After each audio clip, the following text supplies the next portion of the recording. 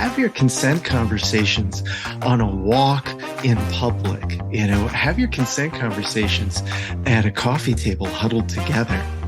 Bring this out of the bedroom.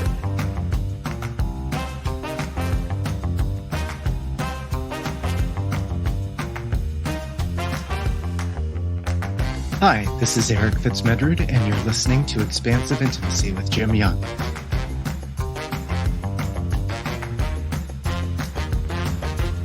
Welcome to Expansive Intimacy. I'm your host, Jim Young, and I'm on a quest to help men like you and me discover how to apply intimacy to unlock new, expansive versions of success in your relationships, your work, and your life. With each episode, we'll take another deep dive into the intimacy toolkit to show you how you can enhance your emotional intelligence, leadership abilities, and relationship skills. So settle in and open up, because it's time to get intimate. Hey folks, this is Jim Young. Welcome back to another episode of Expansive Intimacy. My guest today is Eric Fitzmedrud, and I am so excited for this conversation. It's going to get into a word that I think has taken on this big and heavy connotation, the word consent. Now, many of us may have different connotations of it, but I think it's become, for many people, this sense of a roadblock. It's a place where we get stopped, especially around our desires. And if you've been listening to the show, you might be wondering a little bit of how come there's not a lot of talk about sexual intimacy on this show? We've been talking about a lot of different topics, and that's somewhat by design, because I see expansive intimacy as how do we take intimacy beyond just the bedroom? Well, today we bring it back in, and I'm really excited for you to listen to the ways that Eric opens up the conversation about consent and how it can be this lever for creating amazing outcomes that we didn't realize, how we can let our guard down, let our authenticity show, and then witness what happens. And sometimes see that a yes is great, and sometimes a no is just fine too, and it steers us in another direction when we ask for it. And when we do that work outside the bedroom too, it can help in numerous ways.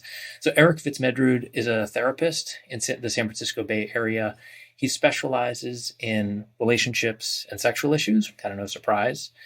And his specialties include helping couples navigating conflict, healing from infidelity, recovering passion, exploring open relationships, something that he experiences in his own life, and he tells a little bit of that story. Eric's the author of a new book that is just out as of September 19th, and it's called The Better Man, A Guide to Consent, Stronger Relationships, and Hotter Sex.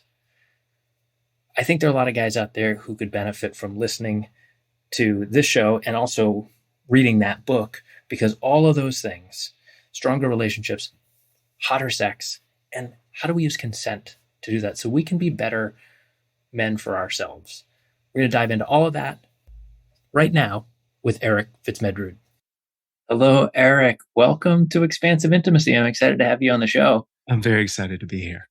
Eric and I got introduced by a common friend a couple of months ago, and I knew kind of right away in the first conversation that we had that I wanted to talk more about to him, and I wanted to actually bring him into the show, especially because of the book that he's just written and is about to come out. And we're going to get into that in the episode. But first, we're going to get to the question that we always start with, which is, Eric, how do you define intimacy? Well, I'll share my definition of intimacy as I kind of illustrate it in my own life. I've been married for 23 years. And one of the first things that I found that I did in my relationship is let my guard down. That's one of the first steps, I think, is that we let go of some of the barriers or boundaries that we hold with other people. And my wife is a very gentle and non-judgmental person, so she really facilitated that and made that easier for me. And as our relationship expanded and deepened, as the years went by, I think the second part of intimacy came up, which is really becoming more authentic, continuing to grow and develop, and witnessing that I think is key. So in our relationship, a part of that for me was an awareness at one point that I'm polyamorous, and we had Mm, begun our relationship monogamous. And, that letting the guard down meant that I could share that with her as a that's a demonstration of that big intimacy. discovery and a big share. It is, yeah. And, thank goodness that she had done that witnessing of my authenticity that made it easier for me to share. I said, "I'm polyamorous." She said, "Yeah, you are." So she could kind of She see could why I would recognize. yes, she knew that. And then one of the things that, I think is a big part of intimacy is that we could be hurt by the person intentionally. We're so close, we're so vulnerable to each other. But there's something that we build in our intimacy when we could be hurt, but we aren't. And so for years after that disclosure, I shared with her that I was polyamorous, but I didn't act on it. She said, "I really can't talk about that. I'm not at a phase of life where I can consider that." And I said, "Okay, I don't feel a need to act on it. I have discovered this by reading a book and kind of witnessing myself in it, but I can wait." So I think that's one element of building intimacy. And then the final thing that I want to share as my illustration, my definition is then for not living in an authentic way and not prioritizing my needs and not being honest about where I was and what I was going through, I had an affair. And, while one part of intimacy is that a person could be hurt and yet you aren't. And while I fulfilled that for a time, the other thing that I think deepens intimacy is getting hurt and trusting anyway. So my wife and I, not just me for sure, but we together talked about how that affair had happened, what we would need to do to make sure it didn't happen again, what I would need to do to regain her trust and rebuild. And both of us have made huge leaps. And since that time, eventually we did decide, after really recovering from the feelings of betrayal that she had, we did decide to open the marriage. That was about 7.5, 8 years ago now. I've found a second life partner. The three of us live together. And that's that piece of leaning into trust and keeping the guard down, being authentic, getting it witnessed. Mm. That part that you said about we open ourselves to hurt when we're truly intimate, when we're truly open and vulnerable, really lands with me is that we're opening up our heart. We're saying, "Hey, here I am. I'm going to be authentic with you. I'm going to share it all." And that Right. means you've got access. You could hurt me. And I think one of the myths that we encounter is you could hurt me, but if you really loved me, you won't. Mm, And I think the reality is that when we're close enough, we hurt each other just by growing, just by mhm. changing, just by discovering new parts of ourselves. That intimacy makes hurt an inevitable part of relationship. And it's so important that we acknowledge that. And in my work with men, especially, that we open ourselves to grieve that pain. It's trying to push it away, trying to protect against everything, trying to stop vulnerability that prevents us from experiencing intimacy. There's a grittiness there. There's a reality in what you Yeah. just described that we can't be glossy intimate. It's not Yeah. this pretty sheen on things and nothing ever goes wrong. It's the whole ride. Yeah. And especially what you said at the end of your definition about this sense of repair, Yeah. that we're going to hurt each other. Let's accept if we're being real and true and we've got these bumpy edges and we grow at different rates, we're going to step on the other person that we care so much about. And then there's the opportunity for repair and strengthening. Yeah. And, I always like to say good communication tools can be used by bad people. So, like, I always want to put a caveat in there. Like, that's still not an excuse to hurt your partner intentionally. And it's no excuse for my infidelity behavior. I had other options. I didn't use them. I had to really come to terms with and update my vision of myself so that I could understand what was it that brought me past my usual ethics to do that. And how can I make sure that I don't create that potential in myself again? I want to pick something up from what you just said. Yeah. Is there may be people listening to this episode who have experienced the same thing? Been they've been outside of their relationship. There's been infidelity on their part, and they may be thinking, "I'm a bad person." And I know something that's in your book is talking about shame busting drills. I think as you Yes. refer to it, and my best working understanding of the difference between shame and guilt is shame is I am bad versus guilt is I did bad. I'm not defined by it. It's an action that I took. It's not who I am. Yes. I just love to tease that apart a little bit because are we bad people or did something bad, quote unquote, happen?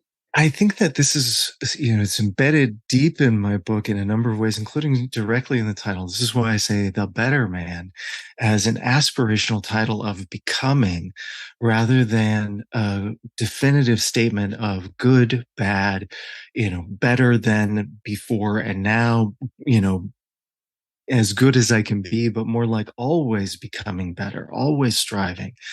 There's a nuance in us as fallible humans. We will make mistakes. We will not know parts of ourselves. We will not know elements of our potential. And if we try to defend against that, to preserve this idea that we are good, that we are nice, that we are kind as an absolute statement of our identity, we can easily gloss over the real potential that we have to cause harm. And so I think, again, in a way, we're back to grief, right? We have to shed this idea that we are this definitive thing of a good person or a good man. We are flawed and vulnerable and we are trying. And when we accept that, it's so much easier to be honest with our partners. One of my shame busting drills is to define guilt and shame just the way you have. I also add fault. Sometimes we can hurt people and still feel guilty, and it wasn't our fault. And I use this example of a car accident.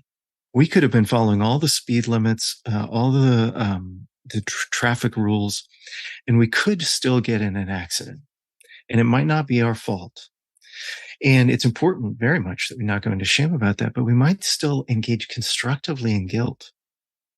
What could I do here to make sure nobody gets hurt? How can I be even more careful? How can I be even more conscientious? It's an aspirational development that we can use to continue unfolding and growing. And another one that I use is be a better asshole, which if you are in a situation where some part of you is not what your partner would want, some part of you is behaving in ways that you don't want to behave, there are always ways, I think, to be less hurtful with that. Usually, one of the first steps we can do is to admit it, be honest about it, and to try to talk about it, because now we give our partner the potential to engage us collaboratively in how to acknowledge what we didn't know or to acknowledge the behavior that we're engaging in, and to talk about how we can collaboratively prevent as much harm from that point as possible. I love the acceptance and the ownership in what you just described. It again comes back to that theme of gritty, raw, and real intimacy. That when we accept and we can say, like, I'm being an asshole right here, and I want to be a better asshole. Right. Right. And the relativity of better here, I also was one of the other things I picked up that you were talking about is that to be the better man isn't that I, Jim, am a better man than you, Eric. Right? Right. That's a false construct and that's Right. loaded with danger. Right. It's I want to be a better version of me than I was 5 minutes ago or 2 years ago, and Right. recognize that sometimes I'm an asshole. Right. Sometimes I am at fault, and sometimes I do things that feel bad. And when I open up to that, now we can work on it. We can talk about, like, hey, how did that affect you? And what could we do differently? Right. I might not change too much, but how can we work with it better? And I love, what you identified there. It's not about becoming better than another man. The better man is about me becoming the better man that I have the potential to become. And if that's what that means, then I can also lift up and support other men in becoming their better versions of themselves. And this isn't a competition anymore. Now we can become more vulnerable with each other. It's not about getting on top of the pile and the good men hurt inferior men. Some of the tactics that we have to be in competition with each other that divide us from intimacy with each other. We can shed that by just reorienting. I'm just trying to become my better self. And if that's my goal, how can I help you? How can I receive from you what you can do to help me? Now we're in it together, and we might be going very different trajectories, even. An Olympic athlete and a CEO both have a lot in common and not a lot in common. Yeah, But they're not in competition with each other. right. Right. How can, instead of playing king of the hill, I need to Right. beat you to the top of whatever that pile is. Right. How can I just hold up a mirror for you? Yeah. Like, I'm working on myself. I'm happy to help you work on yourself. I'm ready to be there, part of that dialogue with you. I want to get into your book because it's just come out, I think last week, the Yes. 19th. Yeah. The So it's 19th. it's available, folks. The Better Man, a guide to consent, stronger relationships, and hotter sex. And I remember when I saw that title the first time, I was like, oh my God, cool. I want to talk about this. And like, it's almost like you buried the lead. I'm like, wait a second, hotter sex. Who doesn't want that? Right. Tell me about that. Like, so I'd love to just hear a little bit more about, like, let's open up the canvas about what the book's thesis is, and then I'm sure we're going to dive into a lot of parts of it. Yeah. So a part of what I'm trying to connect to is that a lot of men are confused now about the changed landscape of consent conversations since the Me Too movement. We may even feel like, hey, I'm not one of those men. I'm not a predator. And I'm getting feedback from my partner. I'm getting feedback that I'm creating pressure. I'm getting feedback that I'm not clear in my consent process, but I'm really trying to stay, in tune. I'm trying to pay attention. I'm trying to receive feedback. So we need some guidance for whether we're dating and hooking up. We need some help, even if in long-term relationships, because I'll tell you that a lot of men who are loving, kind, not predatory, not sociopaths, still have a lot of difficulty with consent. And the problem isn't that we aren't trying. The problem is that we haven't received a lot of the foundational tools in terms of understanding how to navigate our own desire, in terms of understanding how to regulate our own emotions around desire, including the positive and negative emotions that desire creates. When we're getting closer to things, we start getting that anticipation, that narrowed vision of like, ooh, I might be able to touch what I wanted to touch. I might be able to feel what I wanted to feel. And also the negative stuff around frustration, irritation. Why is this taking so long? And if we don't receive that foundational emotional training and understanding about sexuality that will help us match our expectations with reality, we are bound to be in a territory that we can't navigate skillfully or successfully in terms of receiving our own pleasure or being the lover we want to be. So that's why I wrote the book, to guide men kind of in a developmental process from acknowledging men's pain in disconnection and frustration in relationship, as well as all of the conflicting messages we get about what being a good man is, through desire and emotion regulation education, communication education, so that our capacities with consent can be the foundation for pleasure. Mm. I love that. in particular because I think the word consent has taken on a lot of weight, and it seems almost like a sort of Damocles in light of a necessary reaction to things like the Me Too Absolutely. movement, right? And now there's this like, oh wait, it's almost this liability sense that I could have as a guy, and to me, like consent can have this connotation of like, well, wait, like I have to give up my power. I have to stop and I have to ask I have to ask for every single thing now, and it's an inconvenience. And for somebody who might be seeing it that way, Yeah. what's the flip side? I mean, the first thing is to blend with his fear of that sort of Damocles, that fear of reputation damage, unintentional harm, etc. Consent is for exactly that fear that you have. Mm, Consent is for you so that you can feel relaxed in your situation, relaxed in knowing, hey, we have talked about all of the different elements of what's going on here. We have, collaborated, aligned our visions. I know exactly what's going to happen. I know exactly what kind of feedback I'll get, positive or negative, from my partner. And I have been able, here's the really beautiful part, also to identify what's not going to work for me mm, and what I would like. And I know yes. what I might be able to actually receive here. And so it's not just that once and done low bar check of like, do I have a green light here? Uh-huh. It is the high Oh my bar. God. So Let's good. go for the moon together. Yeah. How can I Together. together, right?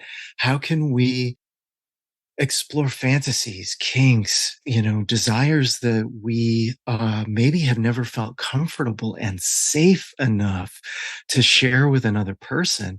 Consent can create not just let's get the negative out of the bedroom, but let's put the juice and the vitality in the bedroom because Yeah. now we know what we're going to try today. We know it's going to be awkward. We know it's going to be a little bit scary for both of us. And we're prepared. We've got each other. We're in alignment. We know how We've to do talked this. about it. We're actively Yeah. communicating.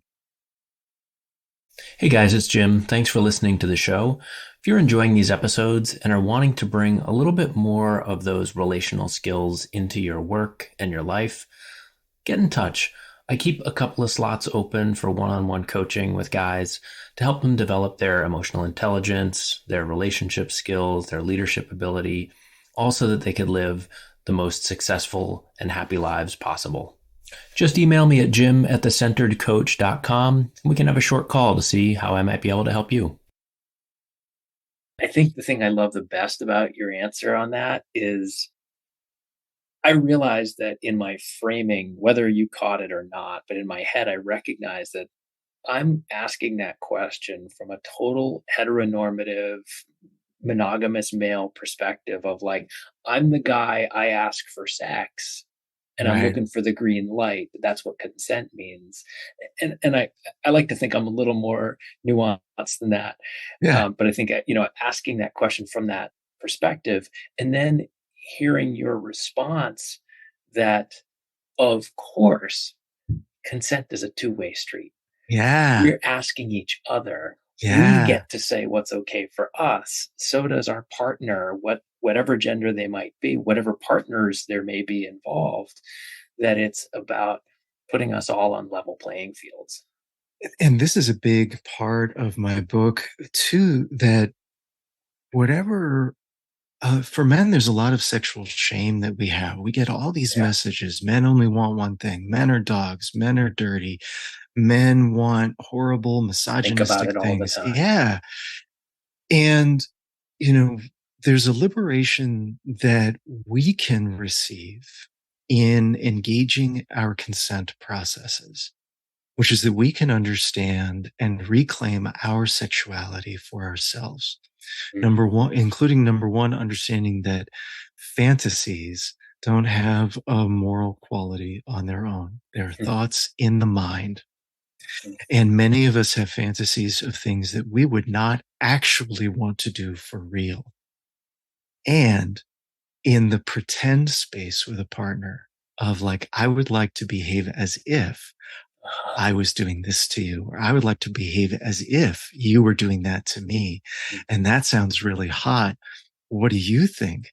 Now we get to not just reclaim that for ourselves, but we also get to bring all of the creative, playful, silly, novelty creating capacity that is often a characteristic of male sexuality into our relationship, revitalizing it and bringing one of the keys to unlocking ongoing vibrant sexual intimacy in long-term relationships, because things can get a little stale, things can get a little boring.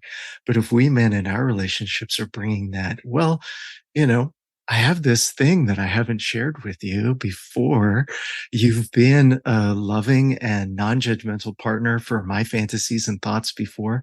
This is a little risky. Can I share it with you? Now we're in this flirtation process. And, may I, flow busting stuff. It's all gone. We're engaged in a flirtatious, creative, desire building process. And even if the fantasy goes nowhere, the vitality we experience in our body when we're talking about it will magnetize our partners to us. What happens if that fantasy, when we've let our guard down and we've said, hey, I would really like to explore sex in this way, whatever it might be? Yeah, What if it does fall flat, though? What if our sure. partner's like, what are you talking about? Right. Well, I'm going to kind of lean back on my definition of intimacy, right? So we let our guard down. So check. We became authentic. Check. Yeah. Our partner witnessed it. Check. Now the expectation that it has to go somewhere, if we hold on to that, now it's in the way of intimacy. We asked, they answered. That's not a rejection.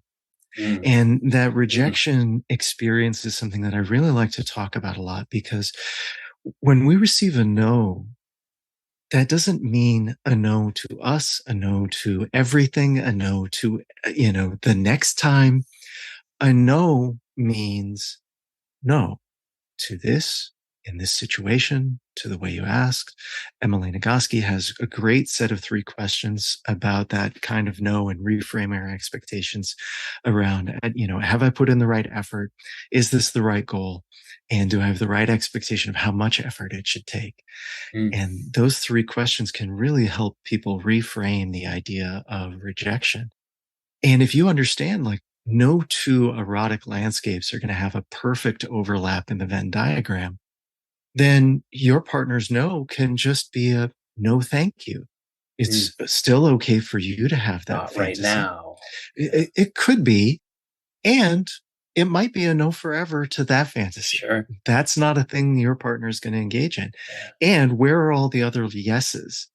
yeah. And where are the other generosities? That sounds interesting. I don't know if that would do anything for me, but I could try that for you. Uh-huh.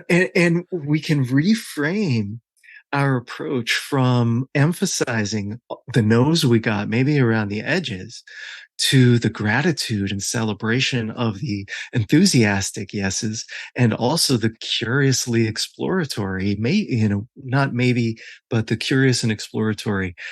I could try that. Yeah, I'm Yeah. not sure. Let's continue to explore. Yeah. This makes me think of two things, and I have a mind that loves to connect dots. And one is improv. As an improv comedian, we play yes and. That's one of our core rules. And sometimes a no is part of yes and. It's that no, this isn't where we want to go. Okay, so what else? Where can we go? And it's also a coaching technique of, oh, my intuition says this is the thing to ask for right now. Oh, it's not, but what can it then create? And I think that using the creative power of no, for me, helps me frame that, oh, it's not rejection. Because at my core, like many people, maybe like all of us, I don't want to be rejected. I want to be accepted for who I am. I want to show up with that authentic self, having let my guard down, be witnessed and received and Right. acknowledged. And yes. And yes doesn't have to be part of that equation. Absolutely. You're talking about that cognitive flexibility, right? How about this is the only place that we can go in order for me to have a successful and happy experience here. If that is where you're at, maybe you have a kink you really want to explore, then that needs to be something that you try to set up from the beginning of a particular encounter. If you're in a monogamous, committed relationship, that's something that you need to discuss with your partner of like, that fixation. What is that coming from? How can you challenge yourself? Can you find some flexibility with that? And ask them what the limits are for monogamy, for the fidelity. See where you can find the explorations and expression of that desire solo, if and find if that can hit the button for you. And if you are out dating and you've got a thing that you're really fixed on, putting that up front as soon as possible, sorting for the yes from the beginning can help you to be much more successful in what you're looking for. Rather than kind of veiling those processes, not being vulnerable with them, and then being disappointed when you match with people who aren't down for what you're up for. You said something a little bit ago about, you know, we get we get all excited. Okay, this thing is going to happen. I get to feel the way I want to feel, Yeah. and I can imagine from probably personal experience as well as just intellectually that there could be a lot going on in a moment, and the need to, like, if we're going to listen closely to our partners as one of the ways that we can engage in this mutual consent dialogue that's creative and generative, it seems to me we have to be able to quiet the mind or slow down. And how do we do that, especially in one of the most charged kind of situations that we can find ourselves in? It's a beautiful question. So, in my book, I have a chapter dedicated to this question: Can my desire be regulated? And it includes a lot of education about the psychology of desire and testosterone for us men, or significantly testosterone influenced people, so that we can take a look at how we feel versus what's actually happening in our minds. So we can pull the levers that are available to us to help us regulate that desire. And so that we can accept the parts of that cognitive and emotional process that are beyond our control. One of these things includes acknowledging what you desire and knowing how your attention changes throughout the arc of your desire. For most of us, as we get closer to what we desire, our attention narrows. We get a little bit more focused on our sensations. Become a little bit less attuned to what's going on for our partner. And so it's so important for those consent conversations to take place for you at your part of the desire process, where you can stay flexible and attuned to the other person. And so I often recommend to people, have your consent conversations on a walk in public. Have your consent conversations at a coffee table huddled together. Bring this out of the bedroom where you're introducing a new idea, where you're, asking for something to be different. Celebrate what you love and ask for something new in that context. Now there's not any immediate pressure for either of you. If you're out on a walk in, some kind of public space, you're not going to be having sex right now. Your goal is to have this conversation. The goal of the conversation is to find out what your partner thinks of this new idea. The goal of bringing it up is not to experience it right now. And that separates out that expectation from the exploration in the conversation. That lets us have a lot more flexibility and a lot more capacity for emotional self-regulation. Oh, I'm really disappointed. I really hoped you'd be up for that. I'm kind of crushed because that really seemed fun and exciting for me. I'm going to take myself away now before the next time we connect vulnerably, emotionally, maybe sexually or in some foreplay, so that I can soothe and comfort my disappointment, so that later I can show up with a full and generous heart again. That's not a surprising answer, I guess, when I think about it, because I think you're just talking about one of the more fundamental patterns of anything we might do in life is we need to practice and build agreements in lower stakes environment so that when we Right. get into that heated moment. Right. I was also wondering if one of the places you might go, and I just want to test this out because it just Yeah. jumped to mind as Let's we were try talking, it. is when you've started to practice consent in a way with your partner where you've got a bit of a flow in that, that I could imagine it becoming almost a playful game that when things start to ramp up, you're in the bedroom, wherever you might be, Right. and you're starting to get sexually intimate, that there could be a metering of that energy and really a build up utilizing consent in some really slow steps potentially. Abs- Absolutely. And I think this is where your concept of improvisation comes back in.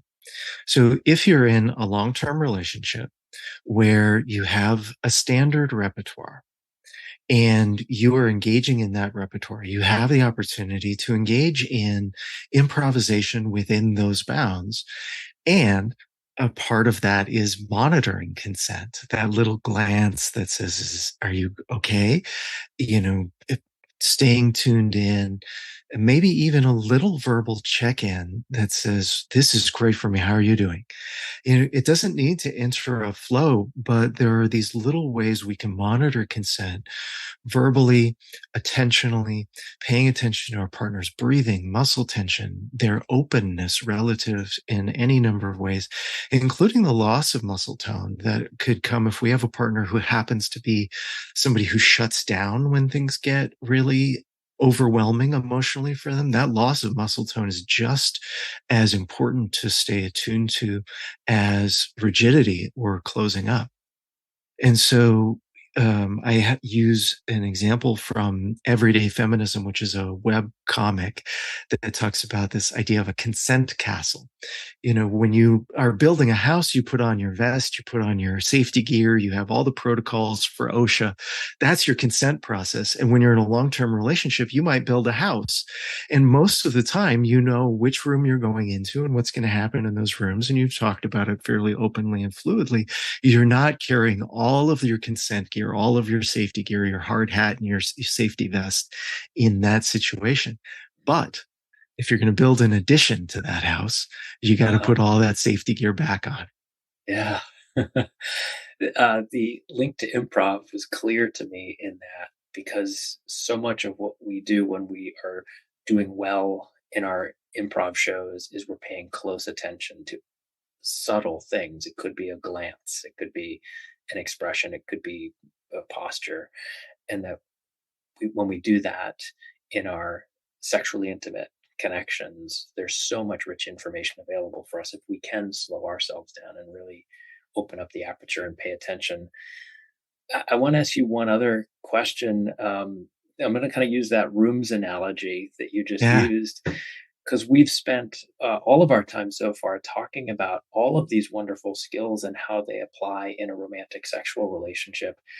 And I have to imagine I kind of know that they apply to other relationships as well. What's the mapping if we want to use things like consent in a work relationship or a friendship or some other kind of relationship? absolutely. I mean, I really think of the process of building consent as building consent culture, that it takes place everywhere. So with my son, if he's got some chocolate on his face, I ask, you know, can I, you know, wipe my thumb and take care of that? I'm teaching him by how I approach him that consent is a part of how we respond to each other. When there are options, you know, in management, making sure that the employment agreements are actually what you're going to be asking for. That's a big part of the explicit consent process. And verbally acknowledging when you're asking for something that is outside of that employment contract, looking for where the people that you're managing celebrate their work, where they feel a joy and engagement and they're enthusiastic, yes, around the work, doing your best to manage and support them into the roles that give that capacity. So then you build hopefully an entire company where everybody is trying to help everybody else get into the positions where they can be the most successful, the most supported. Their gifts are brought to bear for the collective work, and everybody's benefiting. And, I think that also means attending and tuning into in the ways that your employees or people, the coworkers share with you, the human element of their experience. Hey, everybody, our coworker over here is going through a lot right now. Is there anybody who would be able to take a little bit of this load off? The soft ways, the oil between the gears that keeps things running smoothly is that humanizing element that teaches everybody in that organization, whether this company lasts or not, we took care of each other. And that's why you see, one person jumps to another company and the trust and relationships and openness that they built starts drawing other people out, right? Because the human relationships last for most of us beyond any one company where we formed them. Yeah, that idea of consent being the harmonizing factor, being the thing that opens us up to be real, to the difficult moments, the vulnerable moments, as well as the joyous moments. It's such a nice reframe of a term that I think has taken on a connotation of being a roadblock instead of Right. something that opens up the flow of traffic. Facilitates. Yeah. Yeah. Yeah. I think there's another dynamic to pay attention to when we try to translate some of the consent lessons out of the bedroom or out of family where things have a degree of equality or egalitarian nature to them. Hmm. There are hierarchies Yep. in companies. And especially if you're on the top of that hierarchy, if you're trying to create this kind of situation, leading by example is one of the most important things that you can do. Um, uh, Sharing with other people what's happening for you, sharing your intention. This is the kind of leader I want to be. I welcome your feedback. When you receive feedback, rolling with that feedback, learning from it, putting the lessons of that feedback into practice is a process of modeling it.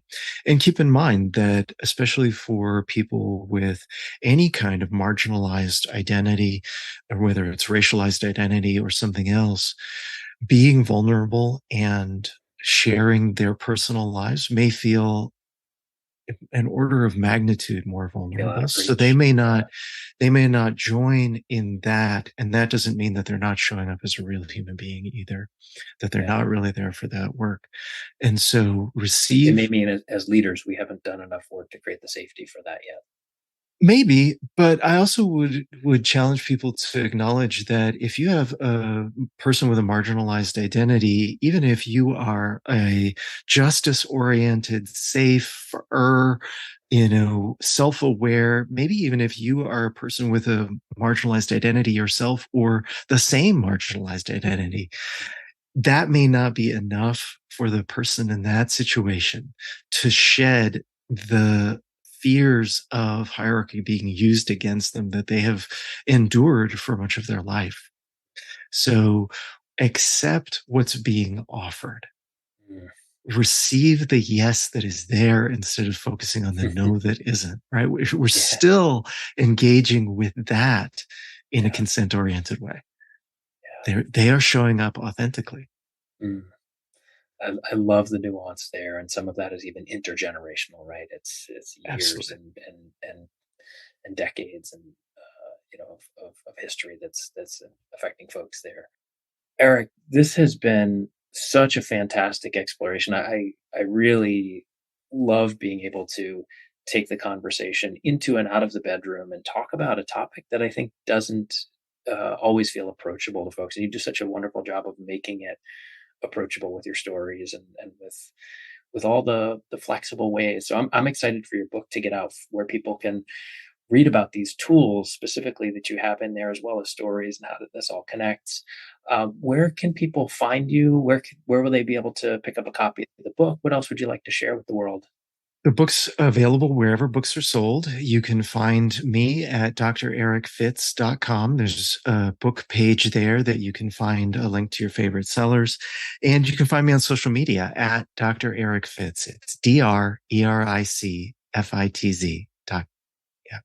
Yeah, and we will put links for all the places where you can find Eric in on the web, online, and if you're out in the Bay Area and you want to catch up with Eric, he's doing some fantastic work there. I'm sure you can find links on his website for what he's doing, and I hope that a lot of people are picking up a copy of The Better Man. I'm excited to get my copy, and Eric, thank you so much for being on the show.